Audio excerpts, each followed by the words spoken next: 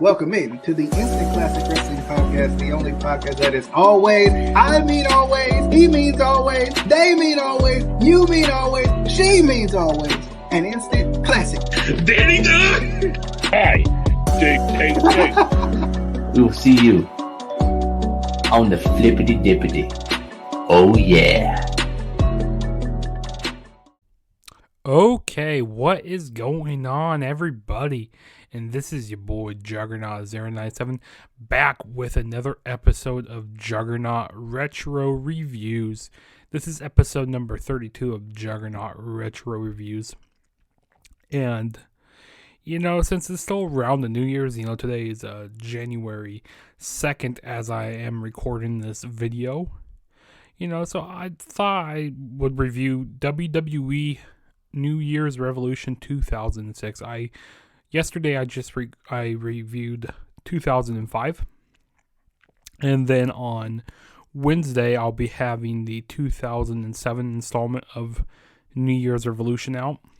And by now, my WWE Day 1 2022 review should be up on my channel. If you guys haven't checked it out already, go check it out.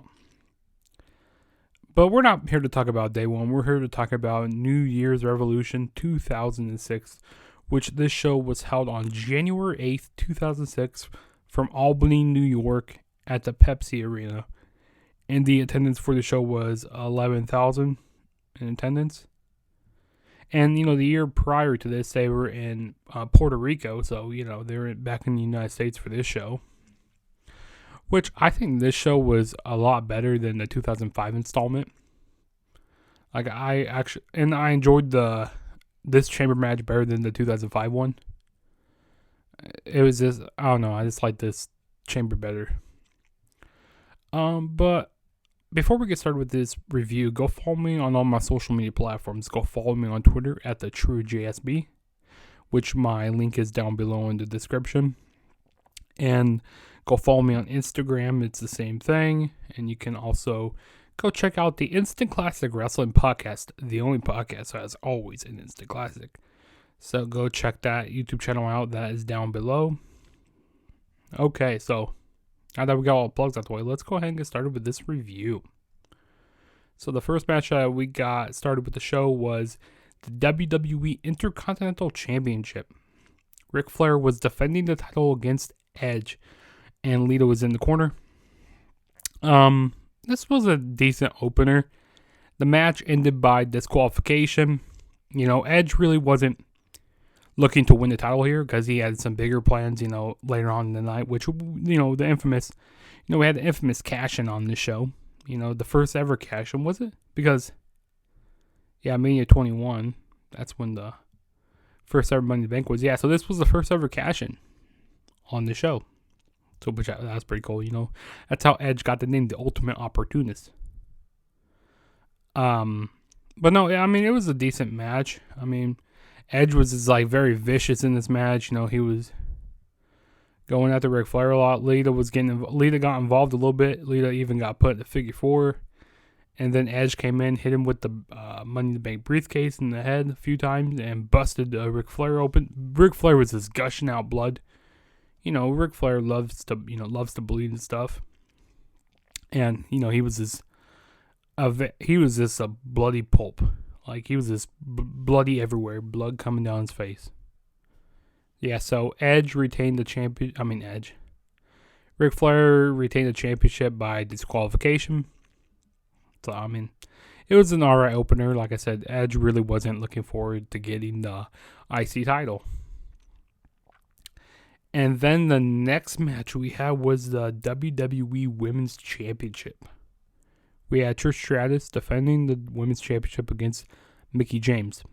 Which, I remember this feud, really well. Because I remember Mickie James was doing that whole,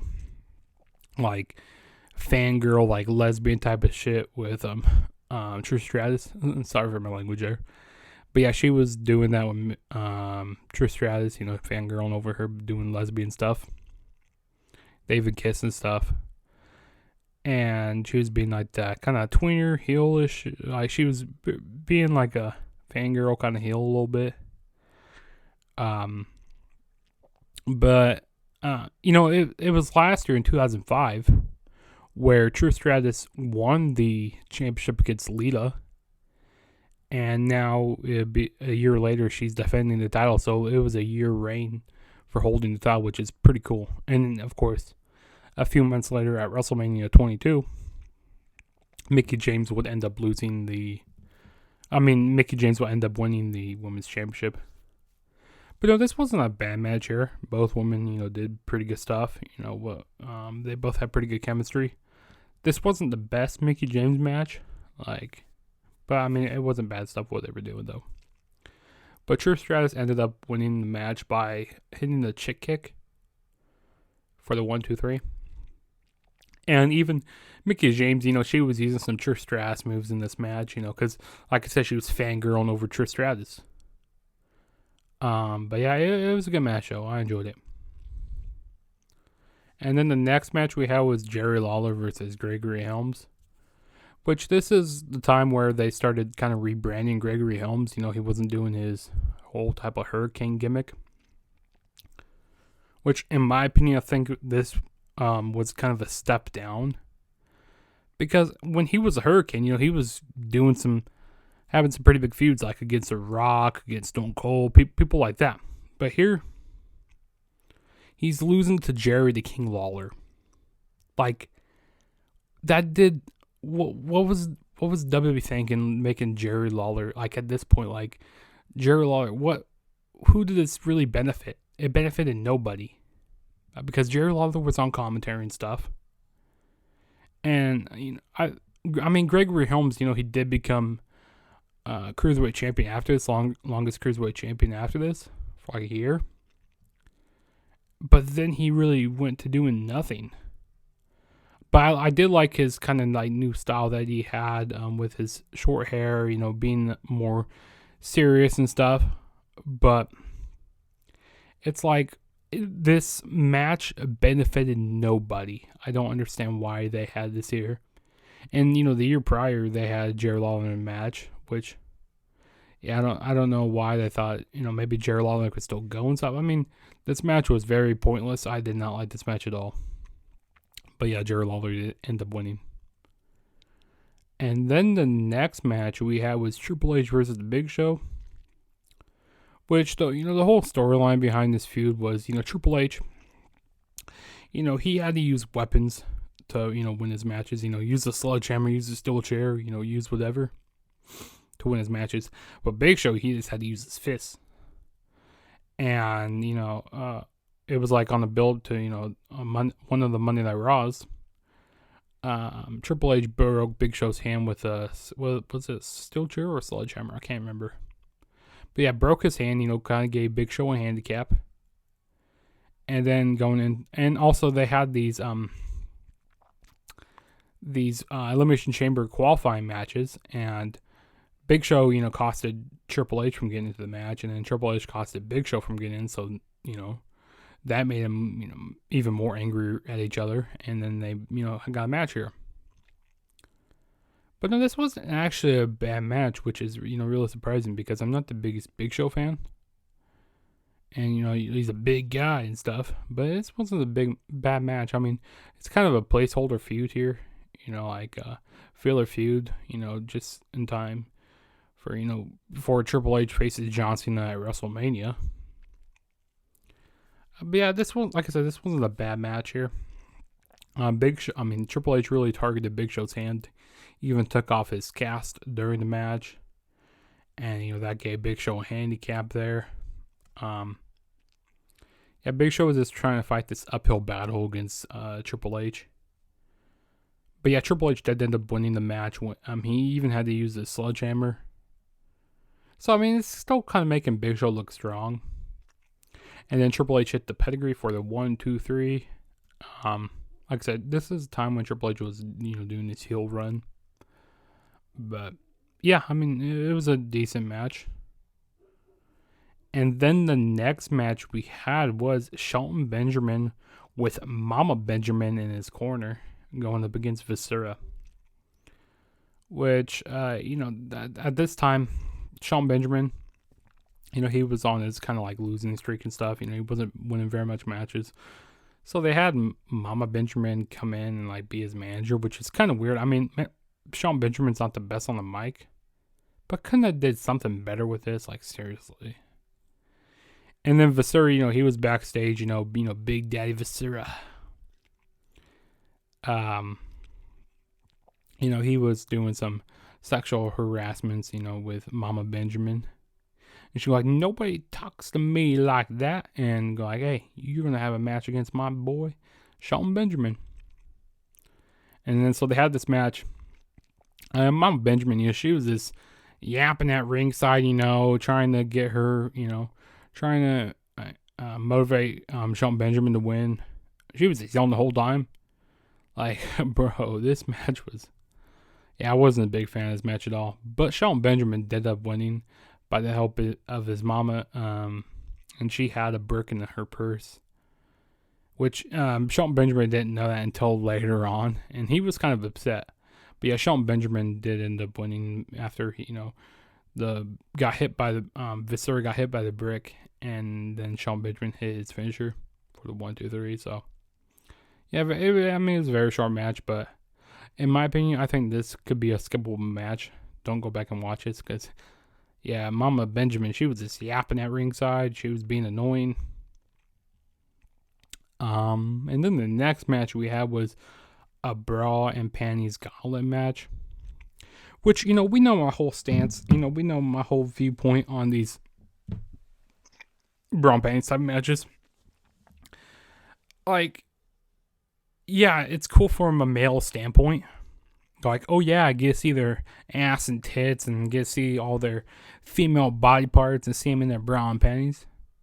But from a wrestling standpoint, this ain't good. This is terrible. Like, this is bad. But the women who we had in this match were Ashley Massaro, Candice Michelle, Maria, Tori Wilson, and Victoria. And then we even got a surprise appearance from the Fabulous Moolah and Mae Young, which are RIP to them. Rest in peace to them. Two amazing women trailblazing the women's division back in the day. But yeah, they came out, and it was funny. The crowd was, like, trying to look away. And they want to see Mae Young, getting stripped to her, bra and stuff. And they were trying to strip Victoria. Mae Young and Fabulous Moolah were trying to strip Victoria. Which, they weren't competitors in this match, but it was kind of funny, though. I enjoyed it. It was very, very laughable moments in this match. But like I said, from a wrestling standpoint, yeah, this was not good at all. But Ashley Massaro did end up getting the victory after beating, was it Victoria? Yeah, I think it was Victoria. So, yeah, nothing crazy. Yeah, at this point, the women's division, they were still doing this whole stuff, like from the Attitude Era and do like some of the ruthless aggression, where women's wrestling didn't matter very much. They was just there for eye candy. But at least earlier in the night, we had a better women's match, with, like I talked about, with Trish Stratus and Mickie James. But yeah, these Braun Bands matches were not that good. And then next we had was the main event for the WWE Championship in the Elimination Chamber. The competitors we had in this match were John Cena as the WWE Champion, Carlito, Chris Masters, Shawn Michaels, Kane, and Kurt Angle. Now, this was a very fun match. And, earlier in the night, there were some promos with Carlito and Chris Masters. Basically saying, Carlito saying, hey, we should, kind of like work, have a coalition, like work together. Because all the other guys in the match have been WWE Champion before. John Cena, Shawn Michaels, Kane, Kurt Angle, they have all been WWE Champion. They've all been World Champion. Except for Carlito and Chris Masters. And, and then at the end, if it came down to Carlito and Chris Masters, of course, they be guaranteed a new world champion. So we saw a coalition between them in the match. The first person to get eliminated was Kurt Angle. Got eliminated by Shawn Michaels. It was by the Sweet Chin Music. Then next it was Carlito and Chris Masters. They eliminated Kane. Because Kane, he was doing some dominant stuff, and I can't remember exactly how. I remember they both light on Kane to get to 1, 2, 3. So Kane was eliminated. And then Carlito, he went on a rampage, taking out Shawn. Did he roll up Shawn Michaels? How was that? Or maybe it was a backstabber. I don't remember exactly how that was. But yeah, Carlito eliminated Michaels. And then Chris Masters, he had in the master lock on John Cena. And then when Chris Masters wasn't looking, he got low blowed and then got rolled up by, what was it? Yeah, Chris Masters got rolled up by Carlito. And then Carlito got rolled up by John Cena, and then that's how Cena won the match.